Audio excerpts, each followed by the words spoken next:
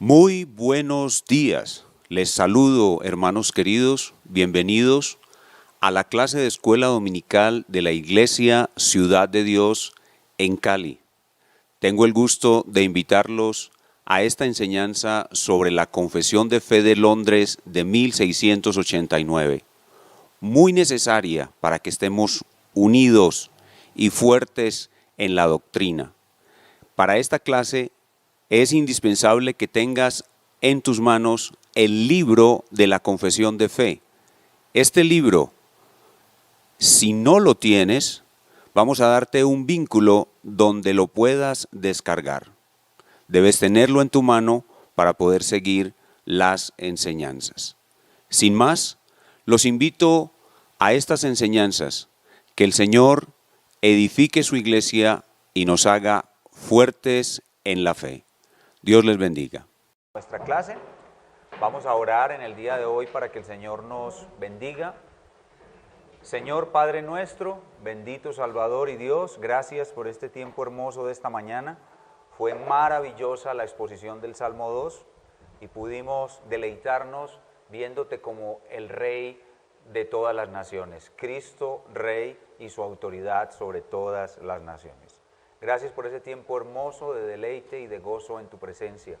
Gracias porque somos parte de ese pueblo que ya se ha sometido a ti, que ya se ha rendido completamente a ti, que ya te adora como Rey, que ya se humilla delante de ti y que trabaja, que se esfuerza para que tu reino venga a este mundo.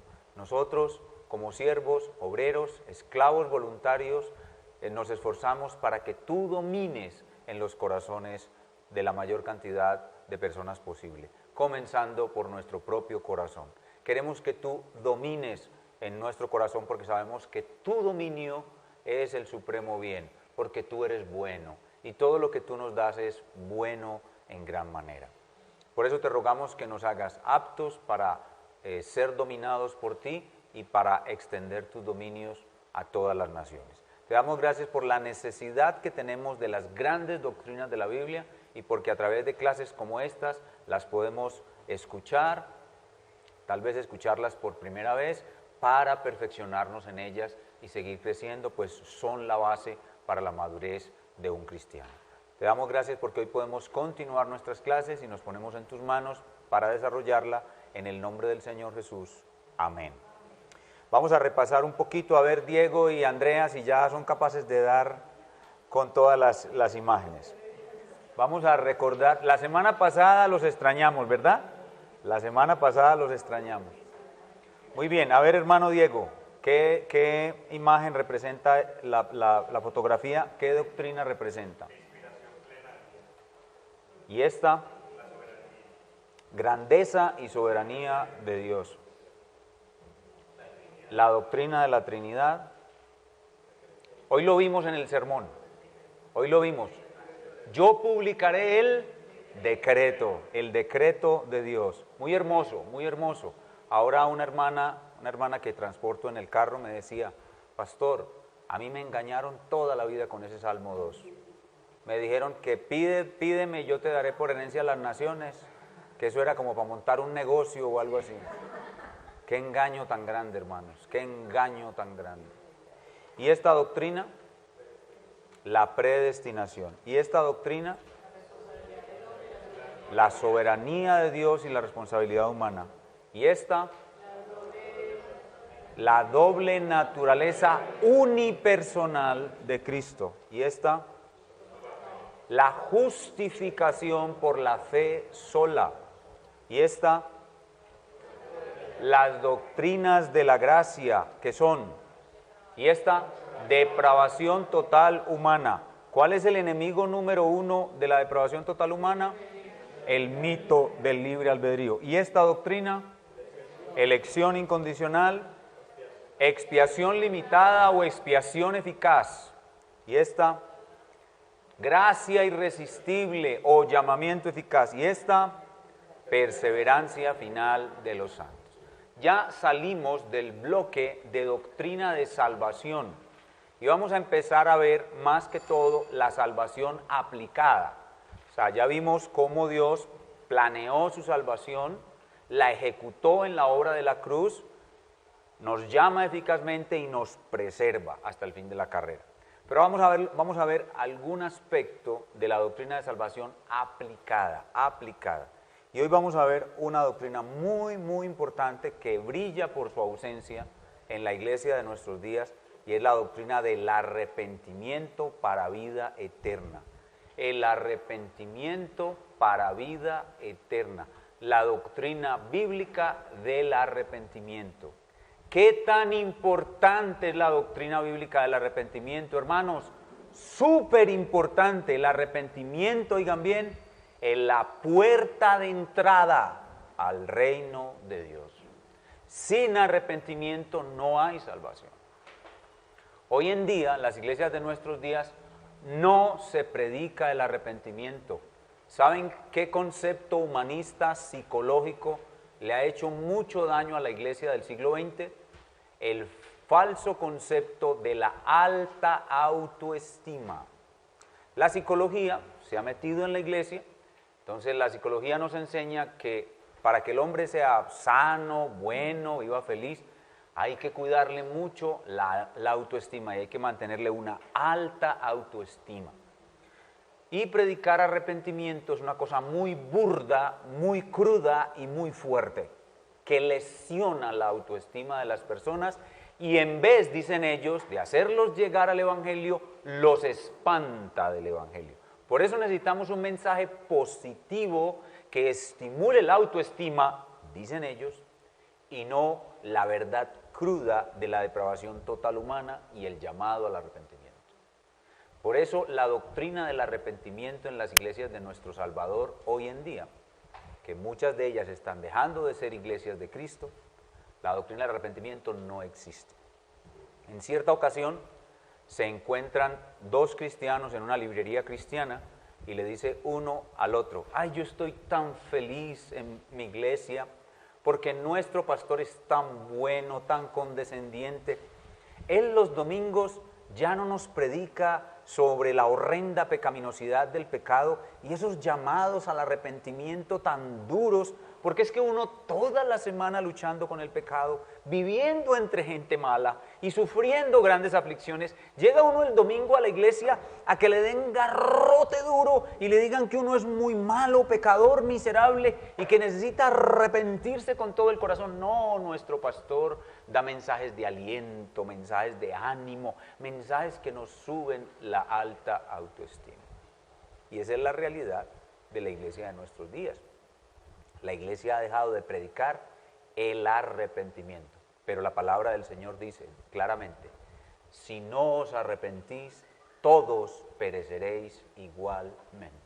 Así que el arrepentimiento para vida eterna es una doctrina súper esencial al verdadero evangelio. Cuando usted está en una iglesia donde no se predica arrepentimiento, donde nunca se da un sermón acerca de la excesiva pecaminosidad del pecado, donde no se da un sermón donde se hable de la depravación humana, donde no se habla del infierno y no se invita a las almas al arrepentimiento, usted está en una secta o en una iglesia que está camino a su más profunda decadencia. La predicación del arrepentimiento, podríamos decir, es una marca de una verdadera iglesia de Jesucristo. Vamos a ver lo que la palabra de Dios enseña sobre este importante asunto. Veamos en Marcos capítulo 1, versículo 15. Marcos capítulo 1, versículo 15.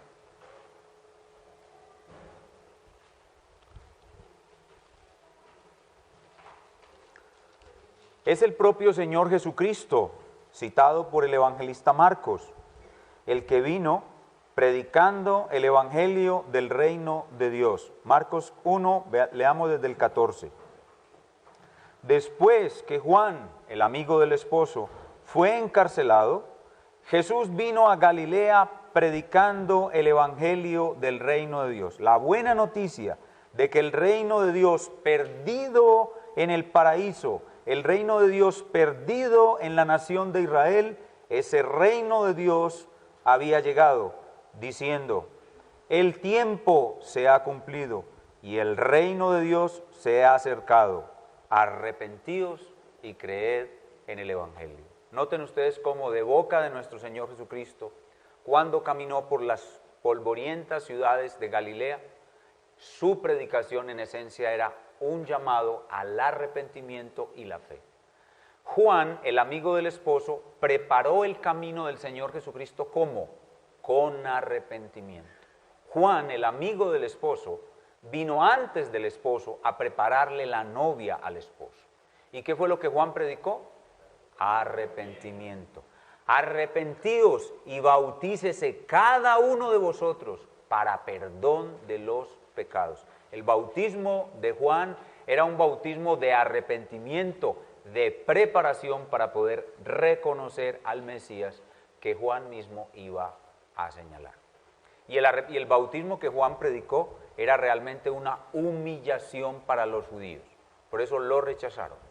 El origen del bautismo por inmersión, el bautismo verdadero, es el bautismo por inmersión, proviene de una práctica de los judíos para con los gentiles que conocieron la religión judía y la creyeron de verdad.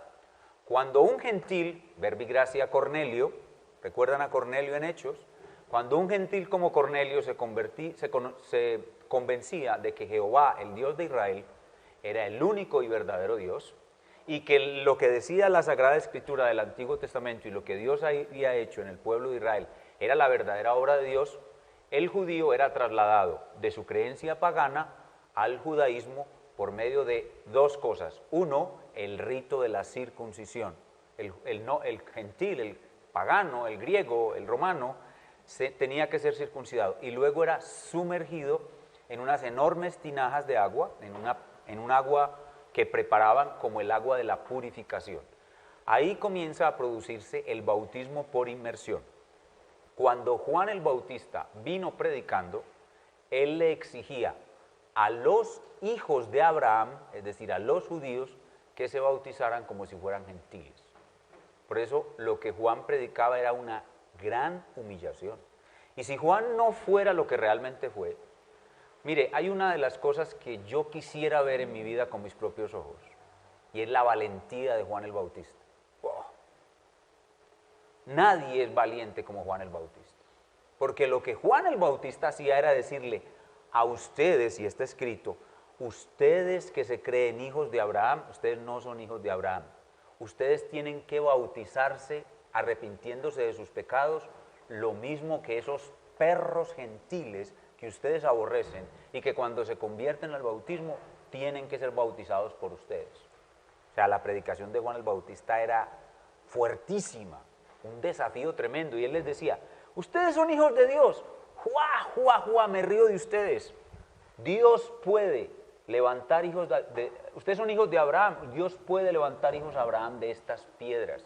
Ustedes no son mejores que esta piedra muerta, ustedes están muertos. Ustedes son tan sucios como los perros gentiles. Vengan, bautícense, vengan, sumérjanse, arrepiéntanse de sus pecados. Y esa fue la predicación que preparó la venida del Mesías. Una predicación de arrepentimiento muy, muy, muy fuerte.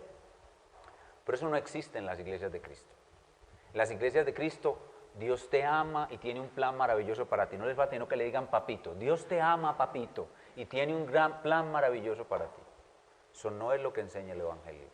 El Evangelio enseña que Cristo predicaba y su heraldo, su amigo, el amigo del esposo, Juan el Bautista, predicaban un mensaje de arrepentimiento muy fuerte, un llamado a dejar de ser perros, dejar de ser inmundos y a lavarse con las aguas del bautismo como un símbolo de haber conocido verdaderamente al Mesías. Veamos Lucas capítulo 13, de nuevo, el llamado de nuestro Señor al arrepentimiento. Lucas capítulo 13. Lucas capítulo 13, del 1 al 3. Esta es la sección que cité ahorita. Lucas 13, del 1 al 3. En este mismo tiempo estaban allí algunos que le contaban acerca de los galileos cuya sangre Pilato había mezclado con los sacrificios de ellos. Respondiendo Jesús les dijo, ¿pensáis que estos galileos, porque padecieron tales cosas, eran más pecadores que todos los galileos? Os digo no, Antes, si no os arrepentís, todos pereceréis igualmente. Los judíos creían que cuando a una persona dentro del mismo pueblo judío le sucedía una calamidad es porque era la justicia de Dios destruyendo a ese hombre malo que era verdaderamente pecador, y por eso le había venido la ira de Dios con una calamidad, como por ejemplo el hecho de que Pilato hubiese mezclado la sangre de ellos con las de los sacrificios. Es decir, que Pilato hizo una incursión a un momento donde estaban haciendo sacrificios y mató a algunos judíos que estaban ofreciendo sacrificios. Y en el texto siguiente menciona la caída de una torre que le cayó a algunas personas, y entonces esos judíos pensaban que a los más malos eran los que les venían esas calamidades. Y Jesús, entendiendo sus corazones, les dice: ¿ustedes creen que a esos que Pilato mató, o a esos que mató la torre de Siloé, los mató la torre o los mató Pilato porque eran más malos que ustedes? Y en realidad entonces ustedes son buenos. No, no, no, no, no. Antes, si ustedes no se arrepienten, todos perecerán igualmente. O sea, la necesidad del arrepentimiento es universal, y todo el que se cree bueno es el que más necesita arrepentimiento. ¿Qué creen ustedes que es más fácil evangelizar? ¿La cárcel de Bellavista o el convento de las monjitas de la Madre Laura? El convento de las monjitas de la Madre Laura no lo evangeliza ni Hudson Taylor. No, eso no lo evangeliza nadie, porque todas esas monjitas se creen buenas. En cambio, en la cárcel de Bellavista, ninguno se va a atrever a alegar que es bueno, excepto alguno que esté ahí por una causa injusta. Pero la gran mayoría son homicidas, ladrones, etc. Entonces, decirle a un ladrón, a un hombre malo, que es malo ante sus propios ojos y los ojos de los demás: usted es malo, usted necesita a Cristo, eso es más fácil que coger una monjita de la Madre Laura y decirle: usted es una monja pecadora.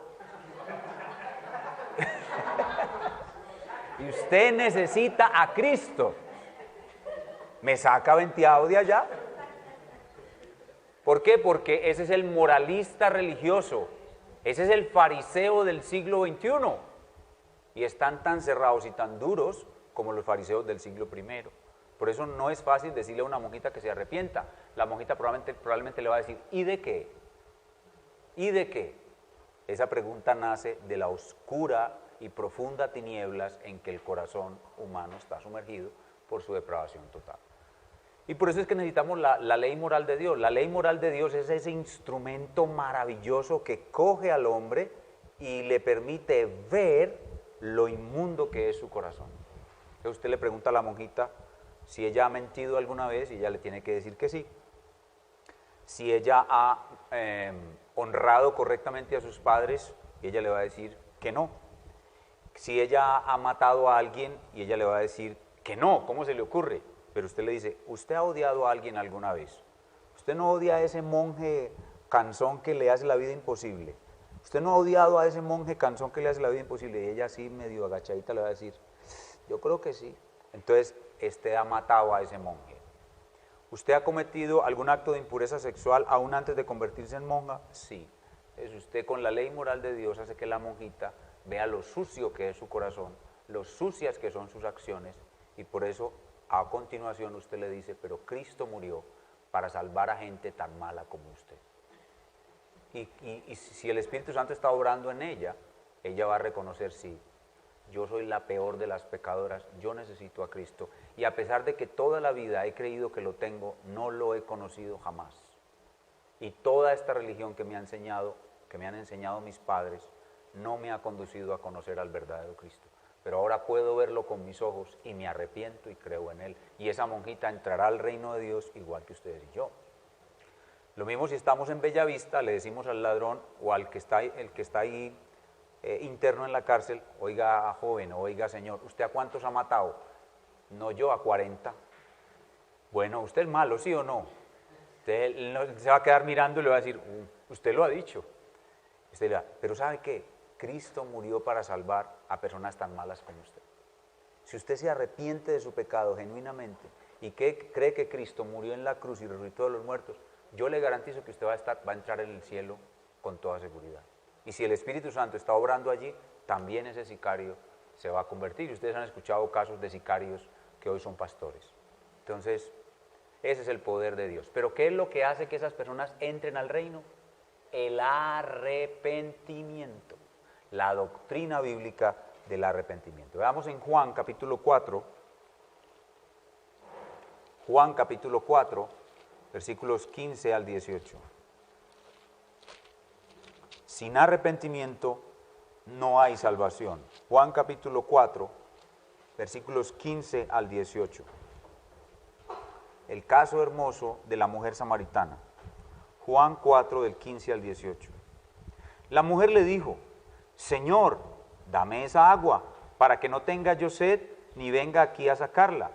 Jesús le dijo: Ve, llama a tu marido y ven acá. Respondió la mujer y le dijo: No tengo marido. Jesús le dijo: Bien has dicho, no tengo marido.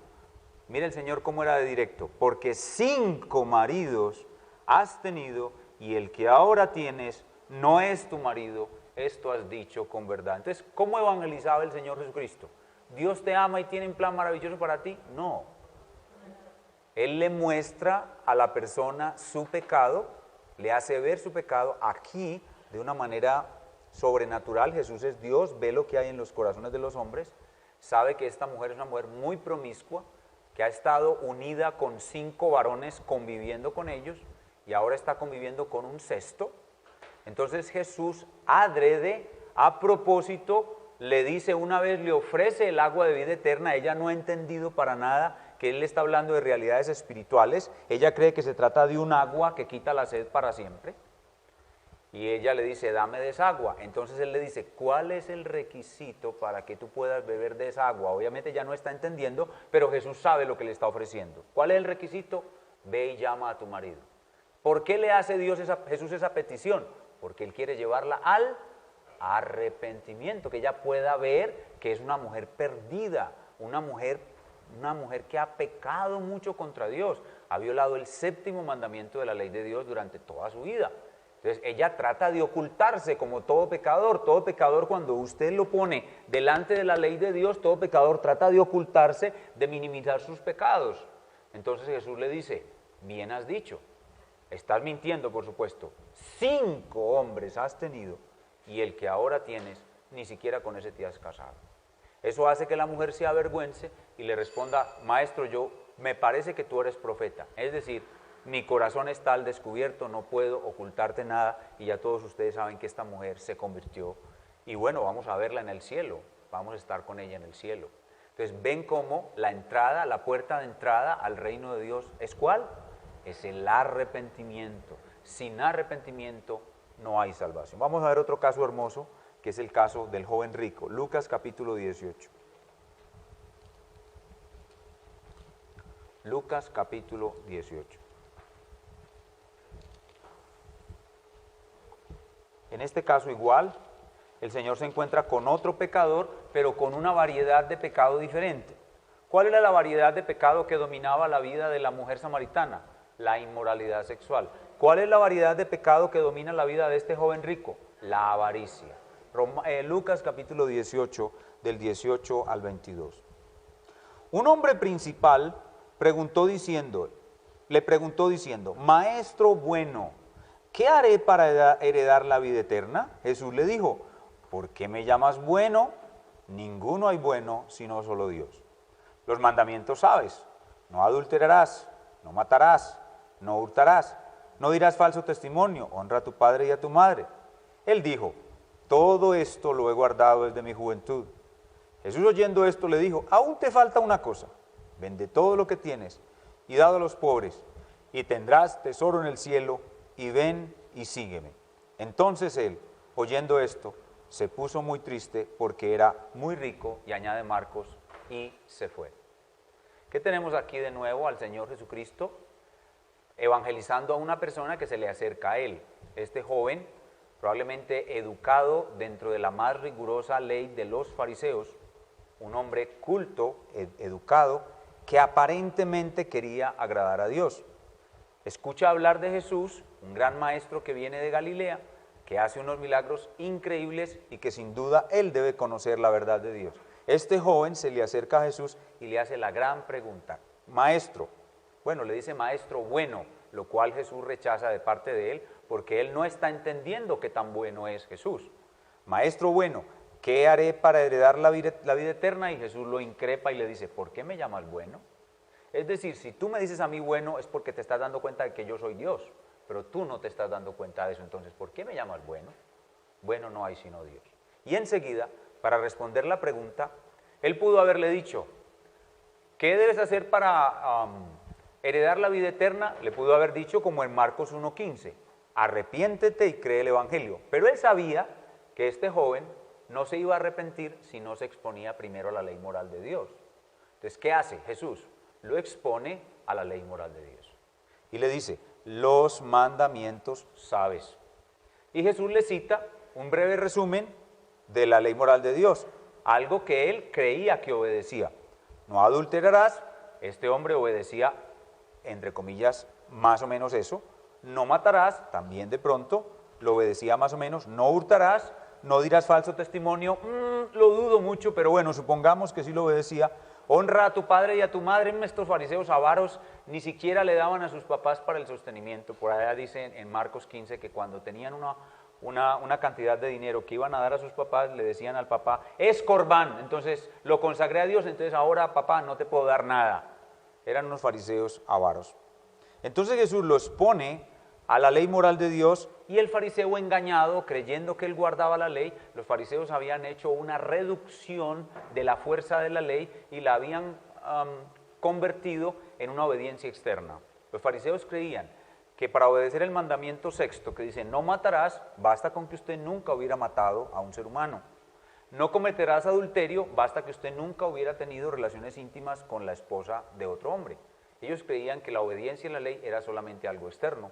Entonces este fariseo, convencido de su engaño, creía que él obedecía a la ley moral de Dios y por eso en el 21 le dice, todo esto lo he guardado desde mi juventud. Jesús pudo haberlo contradicho y le pudo haber dicho, como dice en el Sermón del Monte, mira, si tú has codiciado a una mujer, ya adulteraste con ella, pero no lo hace así, simplemente, digámoslo entre comillas, le sigue la corriente y le dice, aún te falta una cosa. Es decir, supongamos que has obedecido, supongamos, pero aún te falta una cosa, es decir, este joven no conocía verdaderamente la maldad de su corazón y qué tan profundamente él idolatraba el dinero. Entonces el Señor Jesús en su sabiduría mayúscula, incomprensible, lleva a este joven y lo confronta con el principal de sus pecados, la avaricia, y le pone un mandato que parece que no es posible obedecer. Dice, aún te falta una cosa, vende todo lo que tienes y dalo a los pobres y tendrás tesoros en el cielo y ven y sígueme. ¿Qué hizo este mandato? Reveló lo oculto del corazón de ese hombre y le mostró que él era un esclavo del dinero y que era imposible salir de allí de esa esclavitud. A menos que la gracia irresistible de Dios transformara ese corazón, este joven jamás podría abandonar todo su dinero. Pero hubo otros ricos que sí lo hicieron. El caso de Mateo, el caso de Zaqueo, fueron otros ricos que sí lo hicieron. ¿Por qué? Porque su corazón fue transformado. Pero ¿qué es lo más importante aquí? Que Jesús le muestra a este joven rico que la puerta del cielo es el arrepentimiento. La puerta del cielo es el arrepentimiento. Si queremos llevar eficazmente un alma a Cristo, tenemos que llevarla al arrepentimiento. Después de un acto de evangelización, nosotros debemos invitar al pecador al arrepentimiento. Y por eso enseñamos lo vital que es la doctrina bíblica del arrepentimiento en la vida del cristiano y en la vida de la iglesia. Mis hermanos, nuestra vida cristiana es una vida de constante arrepentimiento. No me arrepiento una vez, sino que vivo toda mi vida arrepentido. Yo me arrepiento todos los días de mi vida, todos los días de mi vida. El cristiano vive todos los días de su vida en constante arrepentimiento. El arrepentimiento entonces es la puerta de entrada al reino de Dios y un evangelismo sin mostrar la depravación total humana e invitar al arrepentimiento son las lisonjas propias de los falsos profetas. Así que si no hacemos lo que el Señor nos manda hacer para invitar a las almas a entrar al reino, lo que estamos haciendo son lisonjas, o sea, adulaciones, como lo hacen los falsos profetas de todas las épocas. Veamos cómo lo pone la Confesión de Fe de Londres de 1689, que es la confesión guía para ser miembro de la Iglesia Bautista Reformada La Gracia de Dios de Medellín. La Confesión de Fe de Londres dice lo siguiente: este arrepentimiento para salvación es una gracia evangélica por la cual una persona a quien el Espíritu Santo hace consciente de las múltiples maldades de su pecado, mediante la fe en Cristo, se humilla por Él con una tristeza que es según Dios, lo abomina y se aborrece a sí mismo, ora pidiendo el perdón y las fuerzas que proceden de la gracia, con el propósito y empeño, mediante la provisión del Espíritu, de andar delante de Dios para agradarle en todo. Hemos visto lo importante que es el arrepentimiento, cómo la Biblia enseña que el arrepentimiento es la puerta de entrada al reino de Dios. Pero aquí en esta declaración no solamente vemos que es importante, sino que aprendemos qué es. ¿Qué es el arrepentimiento? La palabra arrepentimiento viene de una palabra griega que significa cambiar de mente. Es un cambio total de mi ser interior, que me permite, como dice aquí la definición de la confesión, por el Espíritu Santo, hacerme consciente de las múltiples maldades que hay en mi corazón. El arrepentimiento es un don de la gracia de Dios. El arrepentimiento no es algo que el hombre pueda ganar o fabricar por sí mismo. El arrepentimiento es un don de la gracia de Dios. Dios lo da, es una gracia evangélica. Por medio de esa gracia evangélica yo soy consciente de que soy un pecador putrefacto e inmundo. Algunos de nosotros decimos por la mañana, cuando nos miramos al espejo y nos decimos, uy Señor, qué feo soy yo. Pero si la verdad es que nuestro rostro mostrara lo que es nuestra alma, saldríamos corriendo. No diríamos qué feo soy yo, sino que saldríamos corriendo. El arrepentimiento nos permite ver lo fea, lo horripilante, lo sucia, lo inmunda que es nuestra alma. Y nos humilla con una tristeza que es según Dios. Ay Señor, yo porque soy así. Abominamos eso que tenemos por dentro y nos aborrecemos a nosotros mismos. Ahora ustedes se dan cuenta por qué las iglesias de la Reforma o iglesias históricas tienen tanta tirantez con las iglesias contemporáneas, porque nosotros predicamos el aborrecimiento de nosotros mismos. En cambio, las iglesias psicologizadas de nuestro tiempo predican el aumento de la alta autoestima o el amor a nosotros mismos. El aborrecimiento de nosotros mismos comienza con el arrepentimiento y nos acompaña toda la vida. Ahora, yo tengo que aclarar que hay un equilibrio, y ese equilibrio yo lo enseñé cuando di mi clase de Cantar de los Cantares en el capítulo 1, versículo 6.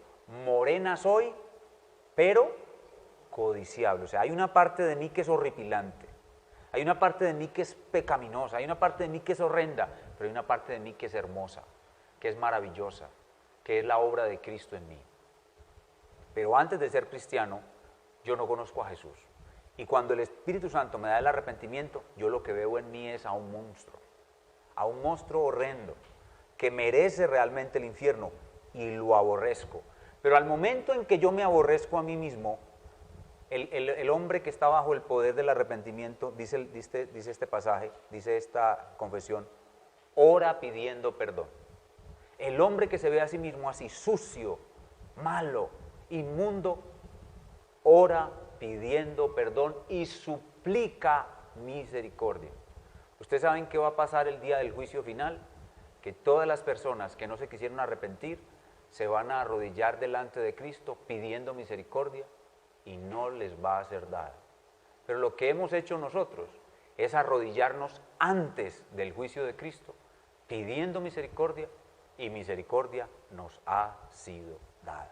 El arrepentimiento nos lleva a eso, a pedir misericordia, y se nos da entonces al pedirla la gracia para comprender el propósito de Cristo y la muerte de Cristo en nuestro favor, y por medio de ella el perdón absoluto.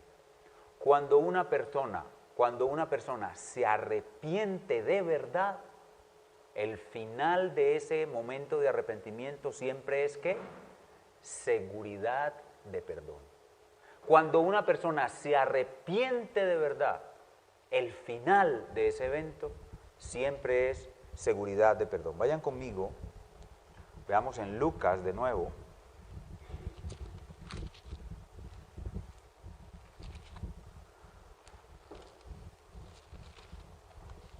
Veamos la parábola del fariseo y el publicano, que ahora no me acuerdo dónde está, aquí está, en Lucas 18, y veamos a un hombre que está arrepentido y a un hombre que no lo está.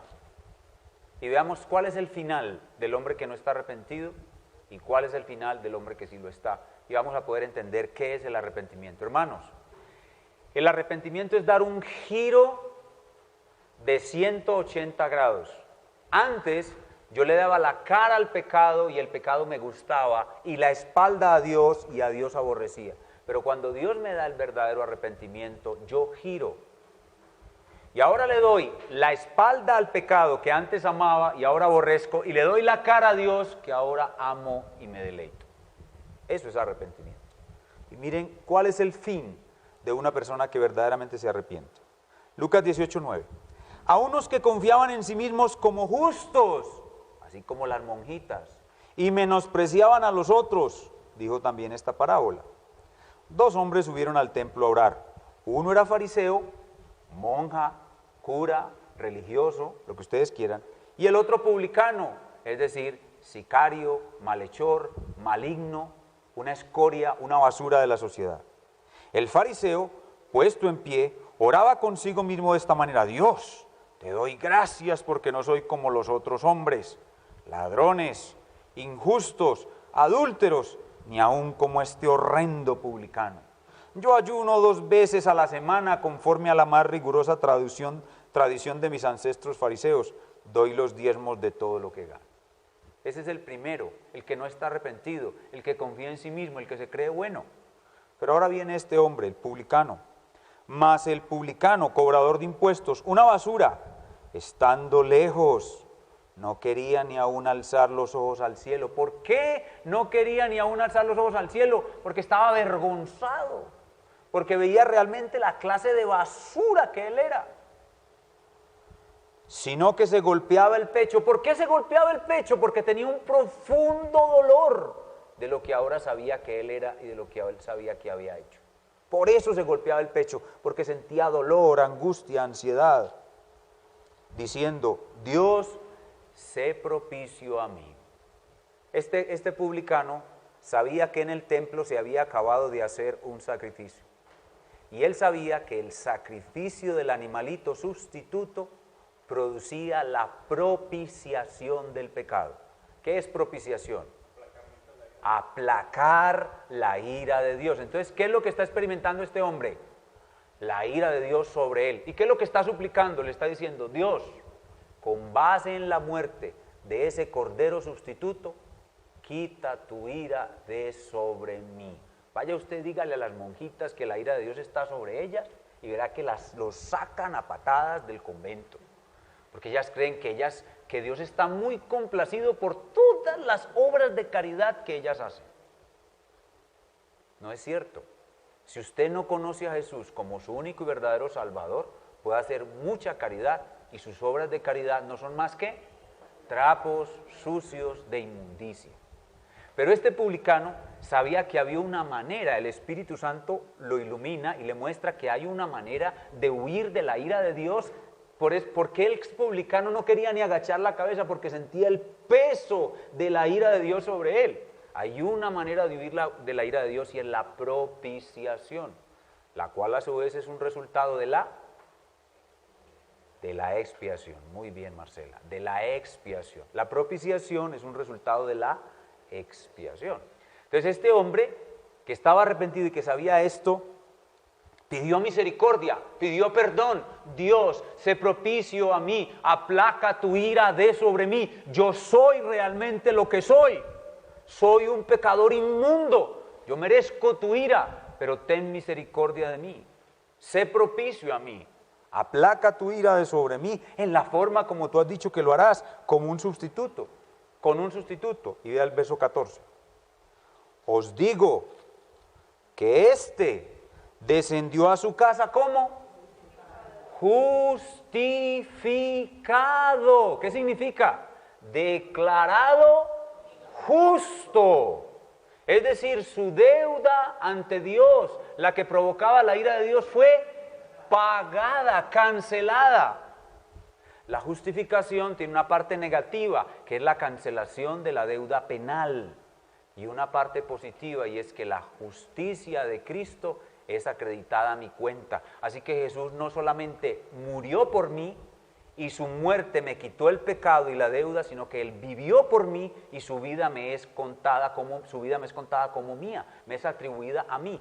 Doble imputación, hay una doble imputación.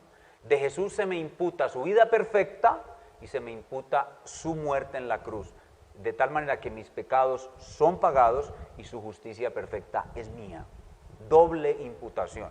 La obediencia activa es la que me trae la justicia perfecta y la obediencia pasiva, cuando Él recibe el castigo, es la que me trae la cancelación de la deuda. ¿Cómo regresó el publicano a su casa?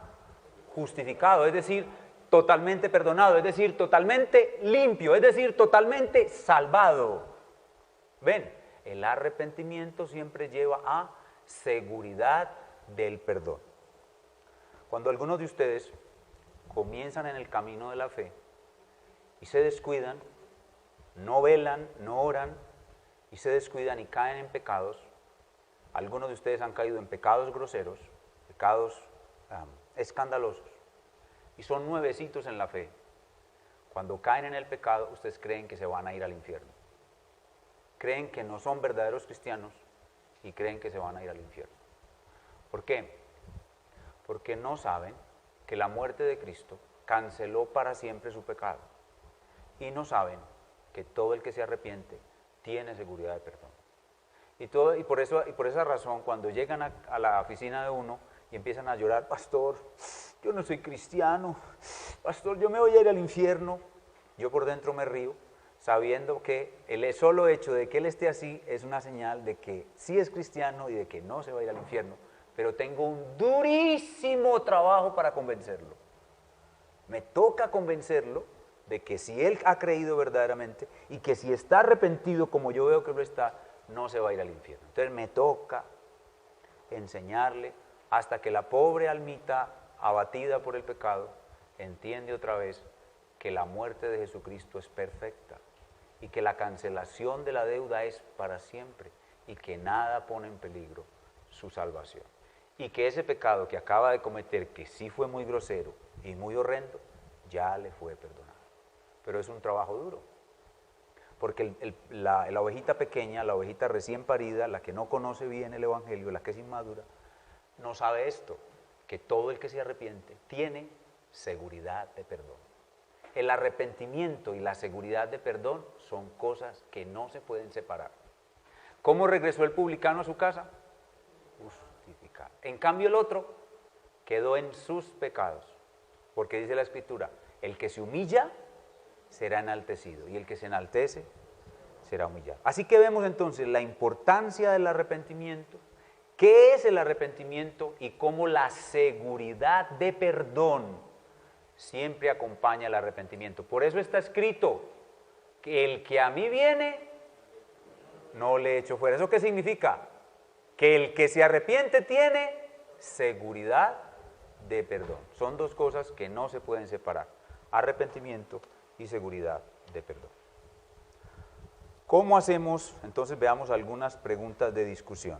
¿Cómo hacemos que el hombre llegue al verdadero arrepentimiento? Ya lo hemos dicho, por el uso correcto de la ley moral de Dios. Lo vimos al Señor Jesucristo en el caso de la mujer samaritana, lo vimos en el caso del joven rico, lo vemos aquí en el caso del fariseo. El uso adecuado del publicano, el uso adecuado de la ley moral de Dios es lo único que lleva al pecador al verdadero arrepentimiento. ¿Por qué la iglesia de hoy no predica el arrepentimiento? Por la contaminación que tiene de falsas doctrinas que la alejan de esas verdades. Veamos 2 Timoteo 4.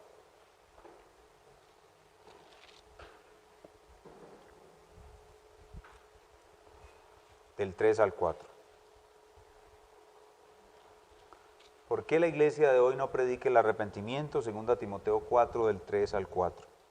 Porque vendrá tiempo cuando no sufrirán la sana doctrina, sino que teniendo comezón de oír, se amontonarán maestros conforme a sus propias concupiscencias, y apartarán de la verdad del oído y se volverán a las fábulas. Por eso es que la iglesia de nuestros días no predica el arrepentimiento. Romanos capítulo 16, versículos 17 y 18 nos muestra una estampa de los típicos falsos profetas de nuestros días, de los mercaderes de la prosperidad y de los grandes, entre comillas, apóstoles, superungidos, profetas y obradores de milagros de nuestros tiempos. Romanos capítulo 16, versículos 17 y 18. Mas os ruego, hermanos, que os fijéis en los que causan divisiones y tropiezos en contra de la doctrina que vosotros habéis aprendido y que os apartéis de ellos. Estos hombres no os predican la sana doctrina, nos alejan de ella. Porque tales personas no sirven a nuestro Señor Jesucristo, sino a sus propios vientres. Y oigan esto, y con suaves palabras y lisonjas, es decir, adulaciones, engañan los corazones de los ingenuos. Suaves palabras y lisonjas, eso es lo contrario a predicar arrepentimiento. Cuando uno predica arrepentimiento, necesariamente uno tiene que herir a la persona que le predica. Y tenemos que asegurarnos de no ser nosotros, con nuestra grosería, con nuestra altanería, con nuestras malas palabras, sino la ley de Dios. Que sea la ley de Dios la que hiere. Pero el que no predica arrepentimiento, ¿qué es lo que predica? Predica suaves lisonjas. Dios te ama y tiene un plan maravilloso para ti. Eso es una lisonja. ¿Sí? En cambio, lo que hay que hacer es predicar la ley moral de Dios al hombre pecador. El Espíritu Santo lo convence de pecado, de justicia y de juicio. Y una vez bajo convicción de pecado le predicamos el Evangelio de Jesucristo. La ley primero y luego el Evangelio. Ese es el correcto acto de evangelismo. Entonces, hoy en día no se predica arrepentimiento porque estamos en un periodo de tinieblas. La iglesia del siglo XX, del siglo XXI, que ha sido llena o dominada por el carismatismo, el pentecostalismo, es una iglesia que ha caído en tinieblas. Y por eso allí no se predica arrepentimiento. La verdadera iglesia llama a los pecadores al arrepentimiento. Quisiera recomendarles que leyeran, está muy fácil en la internet, un sermón que predicó el famoso puritano Jonathan Edwards. Se llama Pecadores en las manos de un Dios airado. Pecadores en las manos de un Dios airado. Ese sermón es un sermón espectacular y es verdaderamente un llamado al arrepentimiento. Sería muy bueno que lo leyeran. Está en audio. Oh, excelente. Sería maravilloso escucharlo en audio. ¿Verdad? Esa era la forma como se predicaba en el tiempo antiguo. Y por eso es que nosotros, las iglesias bautistas de la Reforma y los hermanos presbiterianos de la Reforma, nos tratamos de conectar con el tiempo antiguo. Porque en el tiempo antiguo realmente había predicadores valientes que predicaban el Evangelio como debe ser. Muy bien, a manera de aplicación entonces, para terminar, nosotros como hijos del reino de Dios debemos asegurarnos de que hemos entrado al reino de Dios por la puerta estrecha. Hermano, yo le pregunto, ¿usted se ha arrepentido de sus pecados? Usted me tiene que responder, pastor, vivo todos los días arrepentido de mis pecados. Un hermano, la semana pasada, que predicó el hermano Ernesto Ortiz ese sermón espectacular sobre la tsunamita. Se le acercó un hermano a Ernesto y le dijo, hermano, si yo no me hubiera arrepentido ya, me hubiera arrepentido con ese sermón que usted predicó. Así tiene que ser, hermanos amados. ¿Nos hemos arrepentido nosotros de verdad? ¿Vivimos en arrepentimiento? ¿Vemos en nosotros el pecado? ¿Nos dolemos por el pecado? ¿Nos aborrecemos a nosotros mismos? Recuerden, hay que mantener el equilibrio. En nosotros hay algo que es aborrecible y hay algo que es codiciable. Morena soy, pero codiciable. Pero tenemos que ver lo malos que somos y estar arrepentidos todo el tiempo. Y en segundo lugar, ¿Invitamos a otros al arrepentimiento? ¿Invitamos a otros seres humanos que están a nuestro alrededor al arrepentimiento? No desaprovechemos ninguna oportunidad para invitar a los pecadores al arrepentimiento. Hagamos el acto evangelístico correcto. Invitemos al hombre a reflexionar sobre la ley de Dios y la forma como ellos la han quebrantado. Y luego, invitémoslos al evangelio. Ayudémoslos a ver a Cristo colgado del madero, sangrante. Y eso, el que es de Cristo, va a mirar a Cristo con admiración y respeto. El que no es de Cristo va a aborrecer a la cruz de Cristo, va a aborrecer el Cristo sangrante. Y usted va a entender que o ese no es del Señor o no es su tiempo todavía, pero usted habrá cumplido con lo que Dios le ha encomendado. Dice la Escritura, nosotros predicamos a Cristo y a Cristo crucificado. Si nosotros no predicamos arrepentimiento, no predicamos a Cristo crucificado, porque la única manera de sanar la conciencia herida de un hombre arrepentido es mostrándole a Cristo crucificado. Por eso el apóstol dice, nosotros predicamos a Cristo y a Cristo crucificado, porque antes hemos predicado un llamado al arrepentimiento. Antes hemos usado la ley de Dios y hemos invitado a los pecadores al arrepentimiento. Así que pues queda establecido como una columna vital, fundamental, un baluarte de la verdad, la doctrina bíblica del arrepentimiento. Su importancia, su definición y cómo este arrepentimiento verdadero siempre va acompañado de seguridad de perdón. Lo mismo cuando ustedes pequen. Cuando ustedes pequen, arrepiéntanse de todo corazón y luego disfruten del más maravilloso perdón que Dios ya les ha concedido. Todo el que se arrepiente tiene seguridad de perdón en Cristo. Oremos. Nuestro Padre, gracias por tu palabra. Estos son pilares fundamentales de lo que es columna y baluarte de la verdad. Sin el arrepentimiento para vida eterna, no hay sana doctrina. Sin arrepentimiento no hay una iglesia verdadera de Jesucristo. Sin arrepentimiento no hay un cristiano que viva de verdad la vida cristiana. Sin arrepentimiento no hay verdadero evangelismo. Gracias por recordarnos esto hoy, gracias por mostrarnos una definición correcta del arrepentimiento y gracias por invitarnos a llevar a los hombres al arrepentimiento. Danos esa gracia de vivir en permanente arrepentimiento y disfrutar la seguridad del perdón e invitar a muchos a arrepentirse y a creer en Cristo y que ellos también reciban la seguridad del perdón. Gracias te damos, Padre bueno, por tantas bondades que recibimos de ti. En el nombre del Señor Jesucristo. Amén. Muy bien, preguntas. Hermana Marcela.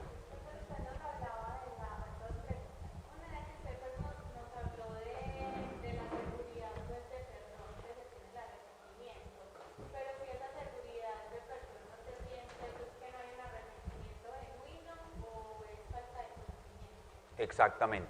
Los bebés en Cristo, las ovejitas recién paridas, tienen arrepentimiento, pero no experimentan la seguridad de perdón, porque no la conocen. Como no conocen la doctrina bíblica del arrepentimiento y no saben que arrepentimiento y seguridad de perdón son inseparables, entonces la ovejita pequeña, la ovejita nueva, recién parida, experimenta una terrible ansiedad y otra vez la convicción de pecado que Dios le dio cuando lo salvó, lo vuelve a poner en la misma condición de la seguridad de que se va a ir al infierno. Entonces, la falta de conocimiento es la que hace que su fe sea tan débil. Por eso un cristiano maduro es un cristiano que no carece de conocimiento. El apóstol Pablo nos dice que un cristiano niño es fluctuante, llevado por doquier de todo tiempo, de todo viento de doctrina. Es fácilmente engañable. ¿Por qué? Porque él no conoce. Cuando el cristiano madura, él ya conoce. El cristiano maduro está inmunizado contra las herejías pasadas, las herejías presentes y las herejías que han de venir. De igual manera, el cristiano inmaduro no conoce bien cada doctrina de la Escritura y por tanto no disfruta de sus beneficios. El cristiano inmaduro no conoce que la expiación le da el perdón absoluto de todos sus pecados pasados, presentes y futuros. Y no conoce que el arrepentimiento siempre tiene seguridad de perdón.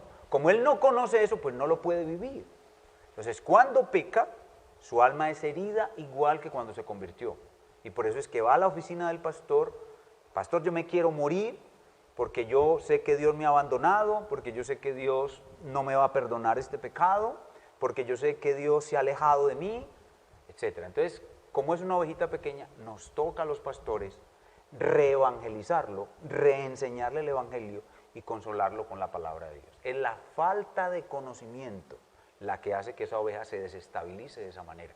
Y por eso es que los pastores somos tan necesarios. En el rebaño del Señor Jesucristo tienen que haber pastores. Y si no hay pastores ordenados, los hermanos maduros, los mayores, tienen que hacer ese trabajo con los más pequeños. Porque el pequeño en Cristo es como pedirle a un bebé que abra una cuenta de banco. Él no puede hacer eso, porque él no entiende siquiera que es un banco. Así sucede con los niños en Cristo.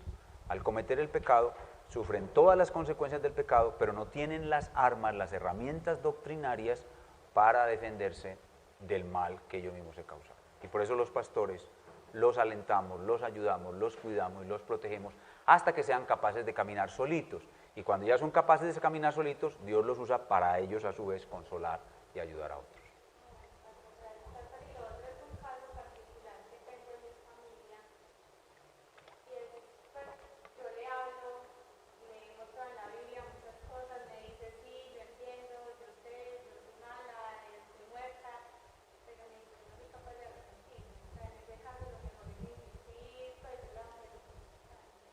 Hay que orar por ella, continuar orando por ella, nunca dejemos de orar por las personas a nuestro alrededor. Segundo, probablemente hay que ayunar pidiéndole a Dios su salvación. Y tercero, no hay que dejar de insistirle, hay que continuar compartiendo la palabra de Dios con ella.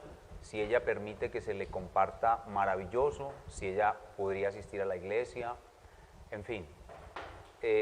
Hay personas que están cerca del reino de Dios. Como el Señor le dijo a un escriba, le dijo, no estás lejos del reino de Dios, le dijo, estás cerca. Hay personas que están cerca del reino de Dios y lo que nosotros tenemos que hacer es continuar orando por si de pronto el Señor les da la patadita y los entra. Entonces, no abandonarla, seguir orando por ella y compartiendo el evangelio. Regálele un folletico que se llama Los terrores del infierno. ¿Algunos han leído ese folletico?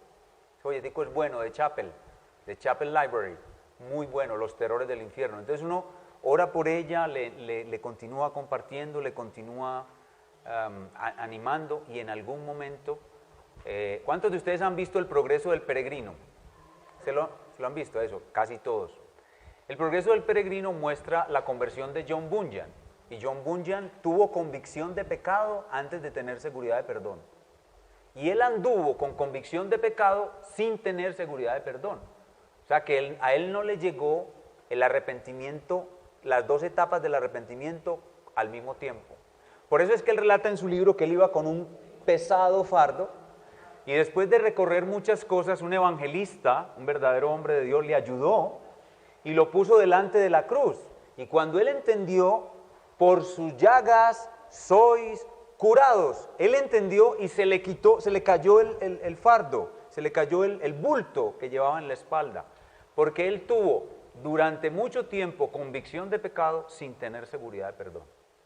Pero cuando vio la cruz de Cristo, tuvo seguridad de perdón. Así que esa persona, por ejemplo, es una peregrina. Esa persona es una peregrina que está peregrinando, tiene convicción de pecado y no ha llegado todavía a tener seguridad de perdón. Entonces hay que continuar. Hermano Marlon. Lo que pasa es que en materia...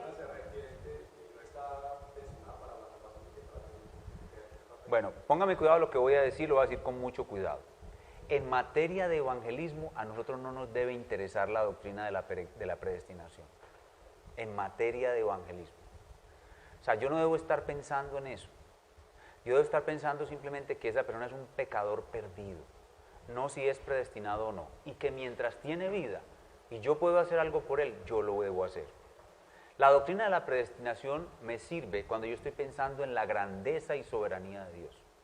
La doctrina de la predestinación me sirve cuando yo estoy afligido, cuando me ha sucedido algo muy malo, cuando a mí me ha sucedido una calamidad. Yo tengo que pensar en la doctrina de la predestinación, porque eso me muestra que Dios está en control de todo y que Dios es soberano y que está obrando para mi bien. Pero cuando se trata de evangelizar a un ser humano, yo no debo pensar en la doctrina de la predestinación. Debo pensar simplemente en la doctrina del arrepentimiento y de que es mi obligación mostrarle a Cristo a esa persona y rogar a Dios de que la salve, sea escogida o no sea escogida. O sea que en materia de evangelismo, la predestinación es un consuelo si la usamos con sabiduría, pero puede ser un obstáculo si no. Por esa razón debemos tener cuidado.